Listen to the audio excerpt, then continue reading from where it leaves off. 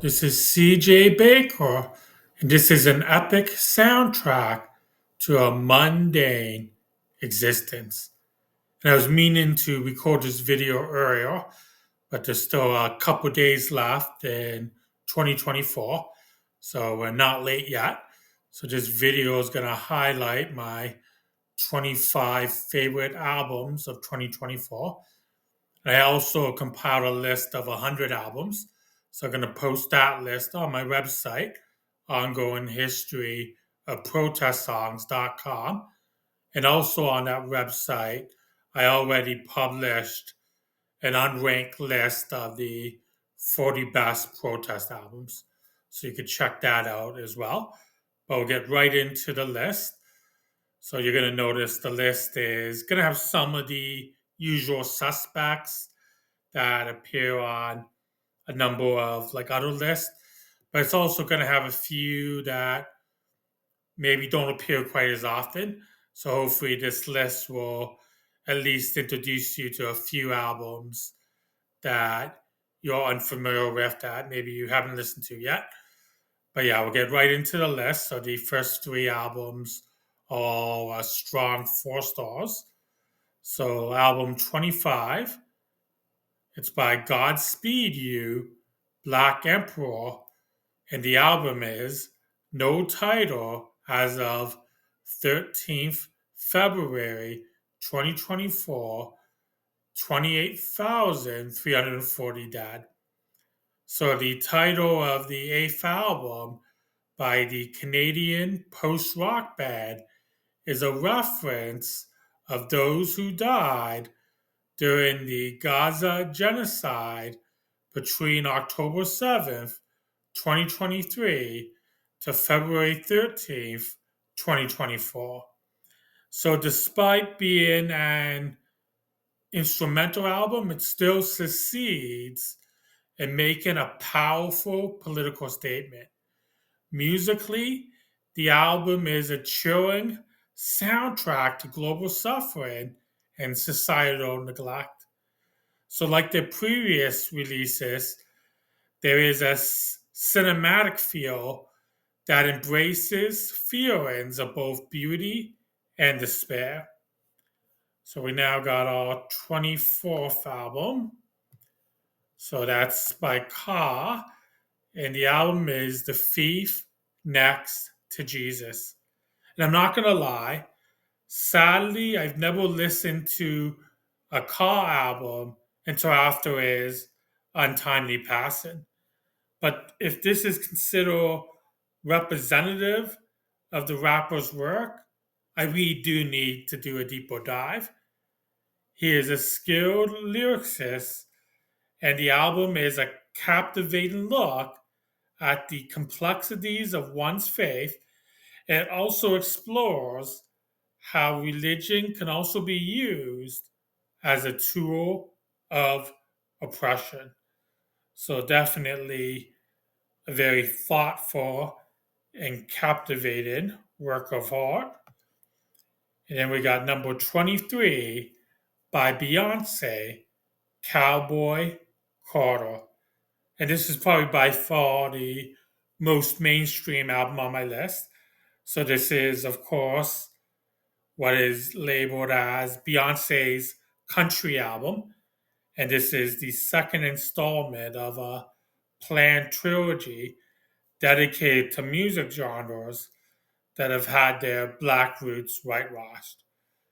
I initially actually had this album at 4.5 stars, partly because to me it did feel important and momentous.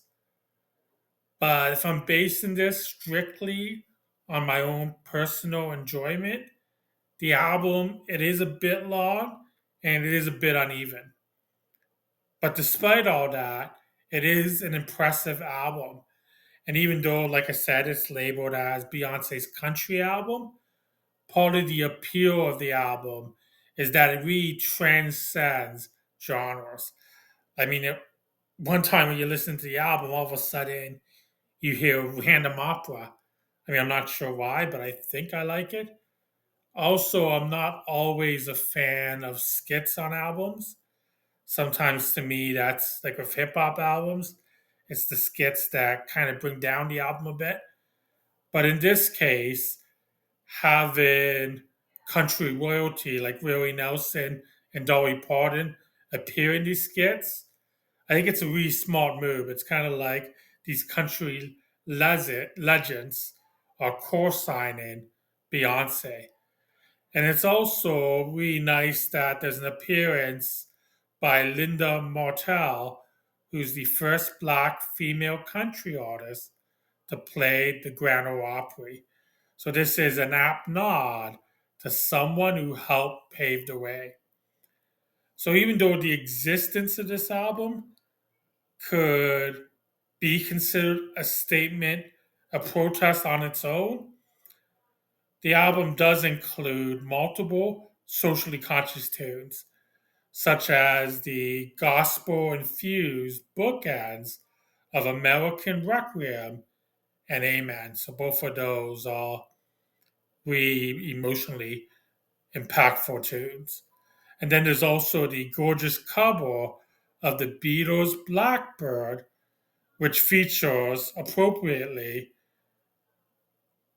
black female country singers Tanner Odell, Brittany Spencer, and Kennedy and Raina Roberts, which is actually an important aspect of the album is that it does shed a spotlight on black country artists. Like, for example, Rhiannon Giddens plays banjo on the album.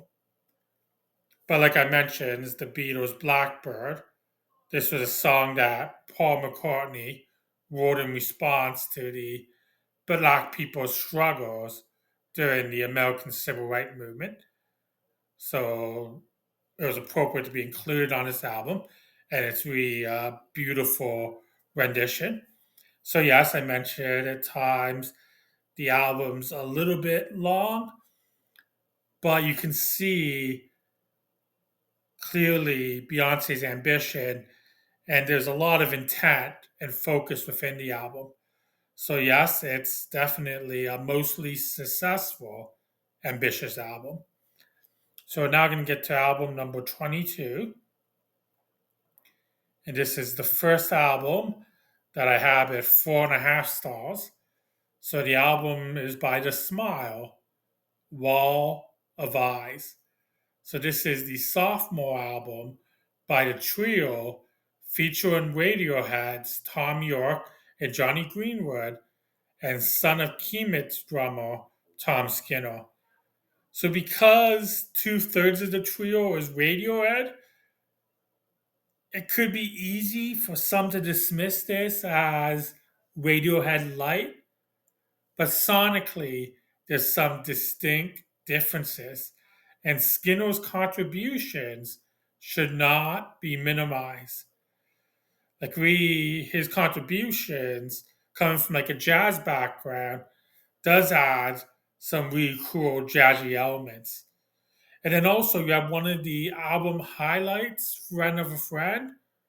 This is almost Randy Newman like piano ballad, or at least Tom and Johnny's version of that. So it's an absolutely gorgeous tune, but it would seem out of place on a typical Radiohead album. So, yes, an absolute gorgeous album that allows Tom and Johnny to explore different musical concepts that they wouldn't be able to otherwise. And The Smile also released another 2024 album, Cutouts. So this is also an excellent album, which I added a solid 4 stars. So we now got album number 21. So this is a various artist compilation.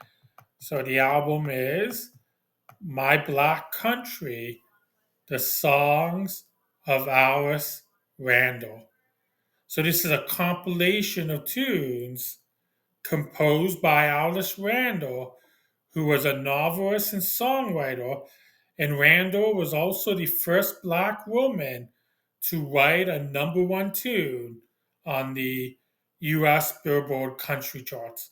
So the tune that she co wrote was X's and O's, An American Girl by Trisha Yearwood.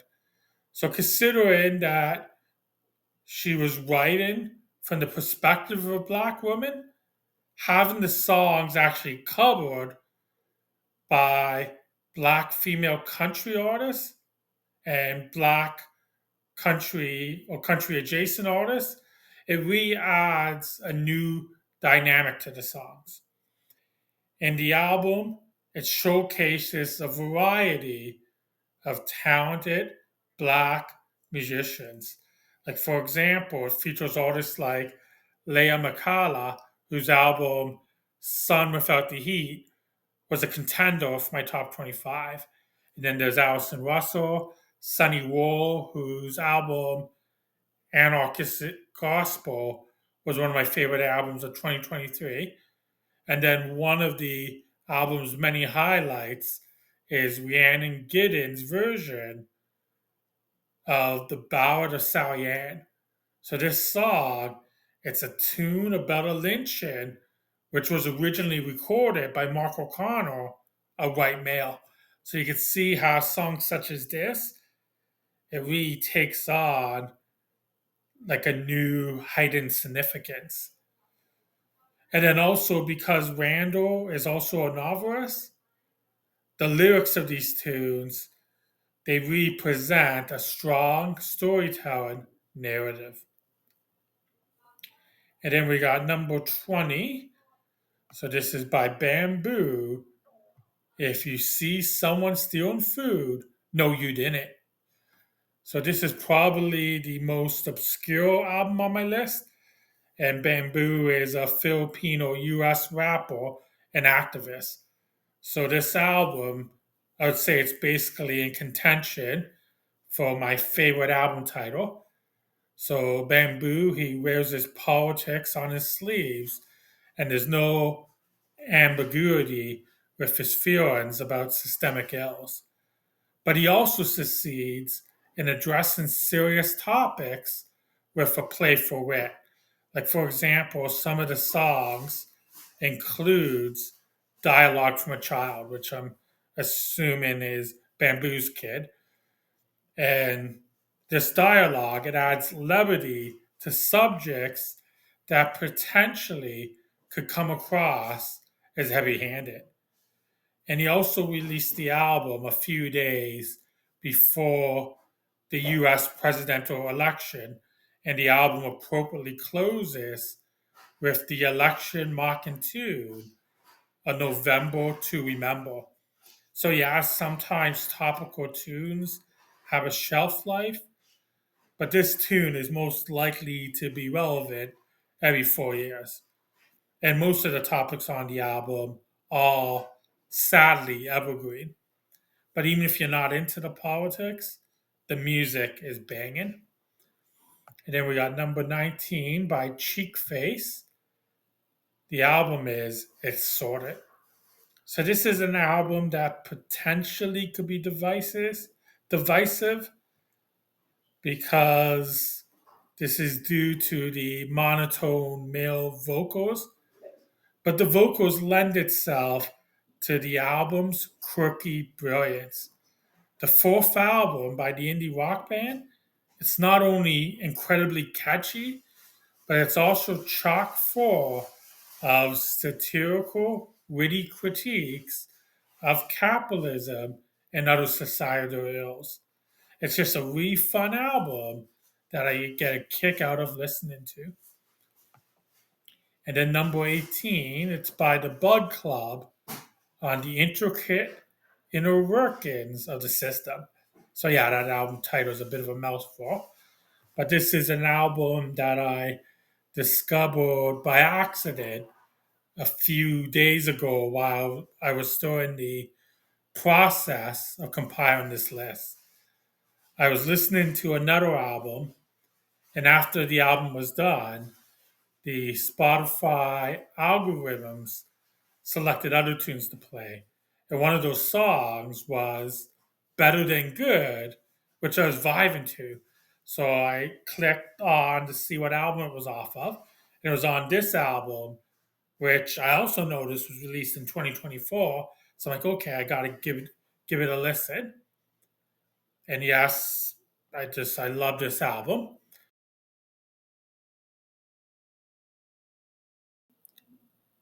Bug Club is a UK indie rock duo, and this album is their first release on Sub Pop.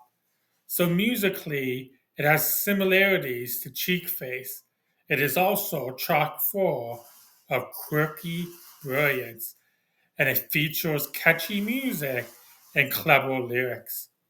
So even though Cheek Face has a higher profile, I think I slightly prefer Bug Club. The vocals are slightly more tuneful, and I get a kick out of the UK accents. So if you like Cheek Face, there's no reason why you shouldn't enjoy this as well. But if you hate Cheek Face, stay away from this because you'll probably hate this as well. And then number 17, we got Bob Vylan, Humble as the Sun. So Bob Vylan answers the question what Rage Against the Machine would sound like if they were a grime punk band from the UK. So this is the duo's third album, and like their previous albums, they are unafraid to be explicitly political. The songs feature scathing lyrics that address governmental and corporate greed and exploitation. But to lighten the mood just a tad bit, they balance that anger with optimism. So Righteous Vitriol never sounded so good. Then we got number 16, and hopefully I'm pronouncing this right. It's by Zio Wong, and the album is Kacha Kacha. So this is the latest album by the Beijing punks, which take aim at the repressive Chinese government while also addressing other issues such as climate change. So despite the serious subject matters, it's also a kick-ass rockin' album. And I also get a kick at the juxtaposing of adorable clean vocals and harsh dirty vocals. So this is basically an overload of chaotic cuteness. Then we got number 15 by Kea Kato. The album is Strange Medicine. So this is the latest album by the Canadian musician, and it explores the concept of healing from both personal and political turmoil. So it features a gifted cast of musicians such as Alison Russell, Aoife O'Donovan, and Taj Mahal. So they well complement Cato's considerable musical chops and her ability as a social commentator. And then number 14 by Mole Muddle, The Great Bailout. So the latest album by the prolific jazz poet and experimental musician explores the British slave industry, including an indictment of the 1835 Act that compensated 46,000 slave owners with 20 million pounds worth of damage, or over 2 billion pounds in today's dollar. So basically, the slave owners were compensated for loss of property due to the abolition of slavery. So at times, musically, this could be jarring, but that is the perfect canvas for the weighty subject matter. So Mole Model effectively links past historical atrocities with current realities. So as a listening experience, it's both compelling and educational. So number 13 by Mdu Mokhtar, Funeral for Justice. So this is the latest album by the Niger-based two-rag musician, and it's a powerful denouncement of colonial injustice. So Mokhtar feels that it's important to use his music to speak out, and it's an important album that sheds a light on global injustices that don't get discussed enough in the Western world. But putting politics aside, this is just an exhilarating, kick ass rock album. It's also a contender for one of the best guitar albums of the year. Then we got number 12 by Jake Blunt and Mali Obamsawin, Simbi Aunt. So this is a corroborative album by Blunt and Obasarin, and it's a riveting blend of black and indigenous futurism, which effectively blends in traditional folk elements. So it explores issues such as racial and climate injustice, and it poignantly highlights the future ills that will result if things continue to go unchecked. So, yes, an excellent showcase of the considerable talents of both of these two gifted artists who basically play an important role, just not as musicians, but almost like musical archivists, helping to preserve past musical traditions that sometimes get overlooked and even at times right lost. So also earlier in the year, Obam saw when she released the cheekily titled Greatest Hits as part of the duo Dear Lady. So this is an album that I added 4 stars, and it's also worth checking out. And also I had the opportunity to interview her as part of my extended I Hate Us podcast, ongoing history of protest music. So I interviewed her along with Isa Burke, who make up 2/3 of the, I guess, now defunct folk trio Lua Wiles. So I definitely had an enlightening conversation with her, and I definitely someone that I'm a fan of, and I think you should definitely check out her work. Then we go to number 11 by Mamalik, and the album is Vida Blue. So, hands down, this is the best album released this year, named after a baseball player.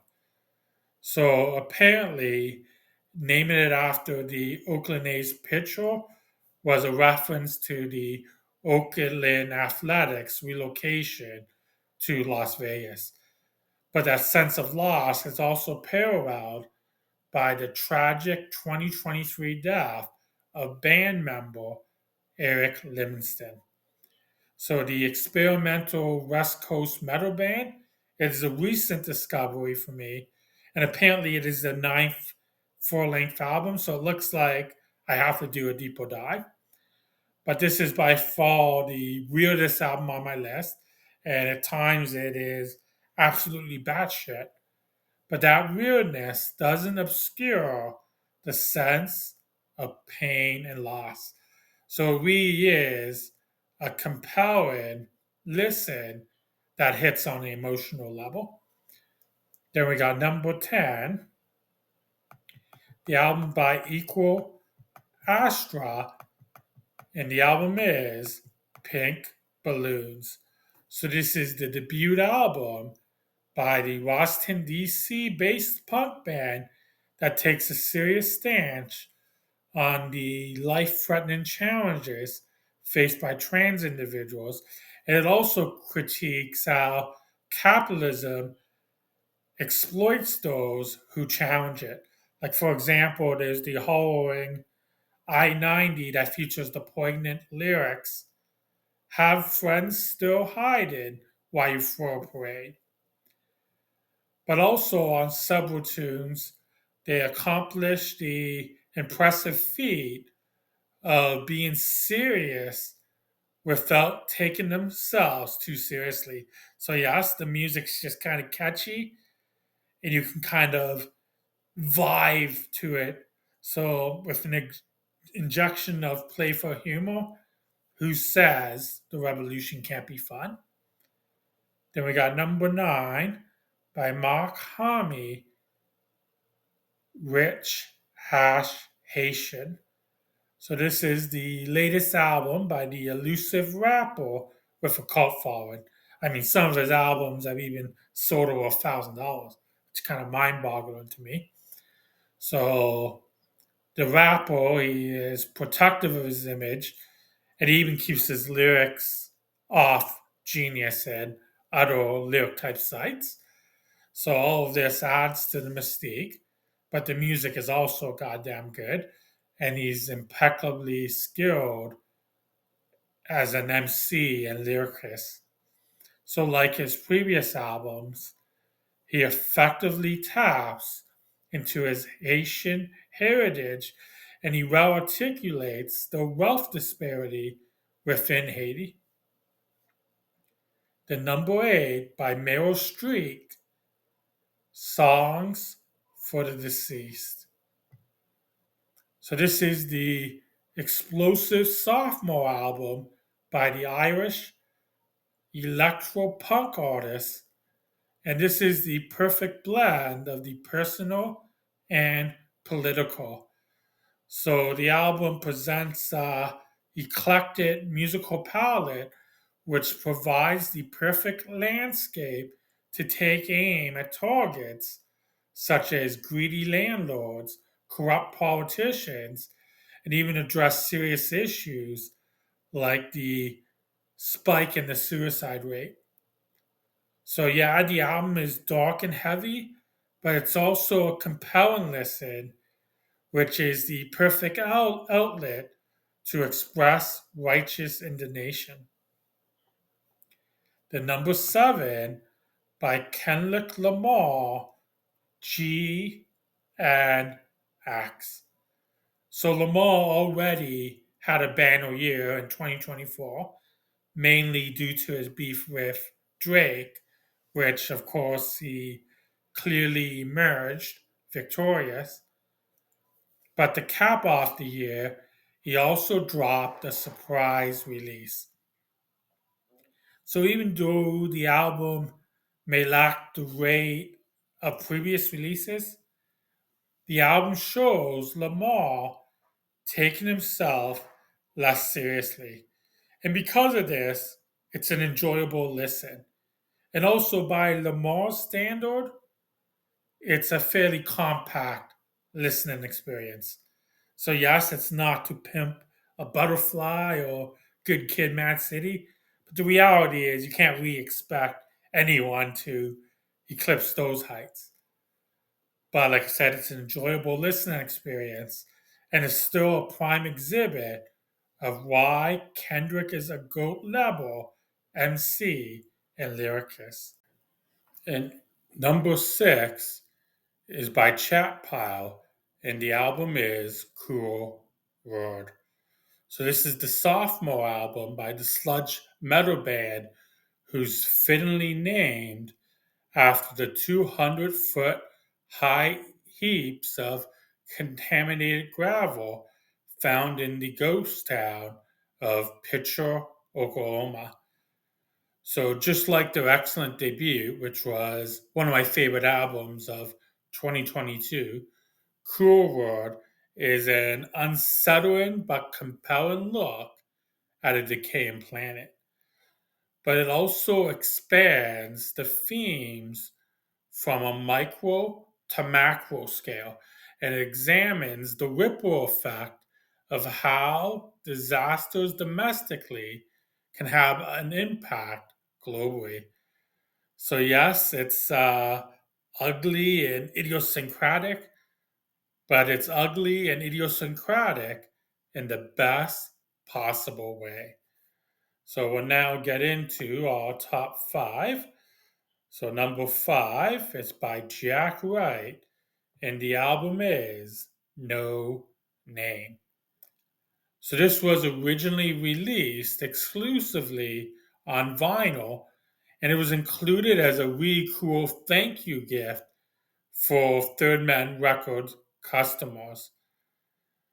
But the really cool release aside, this is personally my favorite non-White Stripes Jack White related released.